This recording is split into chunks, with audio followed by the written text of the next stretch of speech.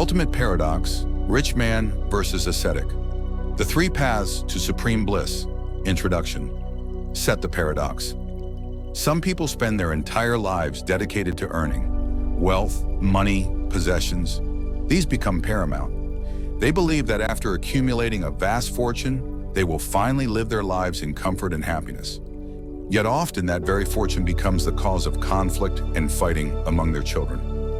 On the other side of the spectrum, there are those who abandon everything, their home, their family, their wealth, and their possessions to become ascetics. They believe that only by forsaking the world can they find the path to true liberation and experience life's authentic joy. Both types of individuals strive constantly, dedicating immense effort to find happiness. One accumulates wealth, the other forsakes it. But the central question remains, who is truly the happy person? The one who gathered his fortune, or the one who abandoned it? And if neither of these men truly possesses lasting joy, what kind of person can remain eternally content? Today I bring you an ancient Buddhist story that reveals the precise steps a person can take to experience authentic happiness, what we call Paramanandam, supreme bliss. The story of Ramachandran and Shyam. When a child with an ascetic spirit is born into a family, the parents often worry. They wonder, how will he survive in the world? How will he earn a living or take care of himself? Such children are often detached from the world around them. This was the plight of Ramachandran, a prominent and wealthy merchant who lived near the Venuvana forest. When his son was born, astrologers predicted the boy would become an ascetic, renounce all his father's hard-earned wealth, and give it away. Ramachandran was deeply distressed. All his sacrifices and lifelong accumulation would be lost. Who would enjoy this wealth? He desperately sought advice from the astrologers on how to prevent his son Shyam from embracing renunciation. They gave him several suggestions. As time passed, life continued its relentless pace. Ramachandran focused on making even more money, while Shyam grew up. The father ensured his son was deprived of nothing. Every desire was fulfilled. He wanted Shyam to experience only comfort, believing that without pain, his son would never feel the need to renounce the world, the moment of conflict. But when Shyam turned 7, a Buddhist monk arrived at their doorstep asking for alms. Shyam spent hours conversing with the monk. Upon discovering this, Ramachandran scolded his son and rushed him away, afraid that sitting with these monks would turn his son towards detachment. He reprimanded the monk and explained to Shyam, "Son, I have left nothing wanting for you. You have every kind of toy, every luxury, and servants to attend to your every need.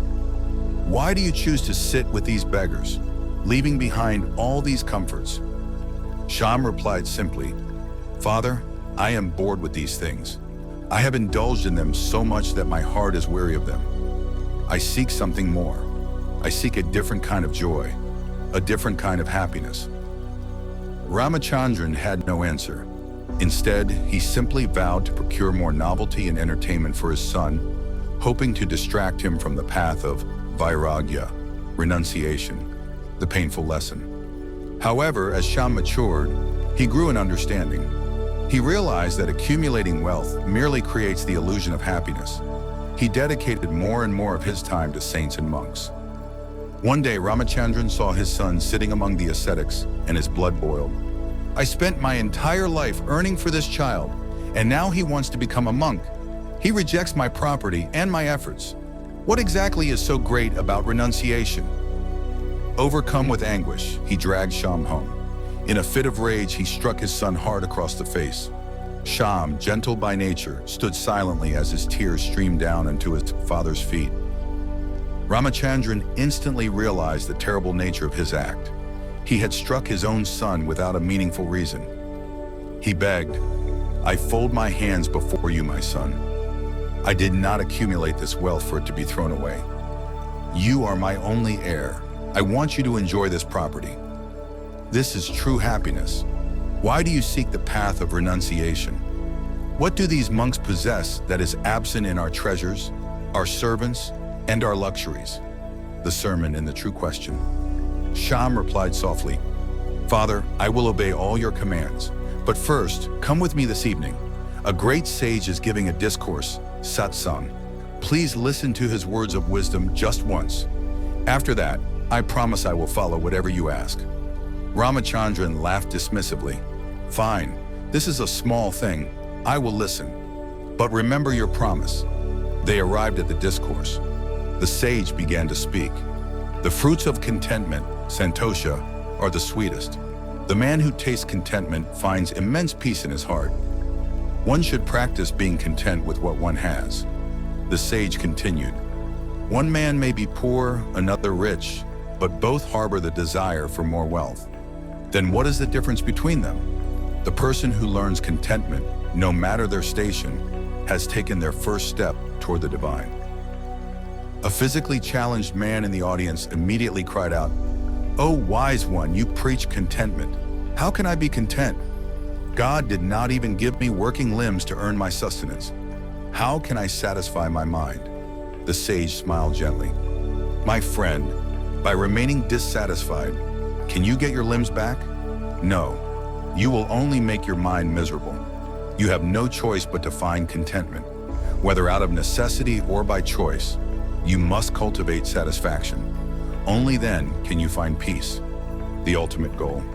Remember, life has only one ultimate goal, the stillness and solitude of the mind, Mano Ekanta.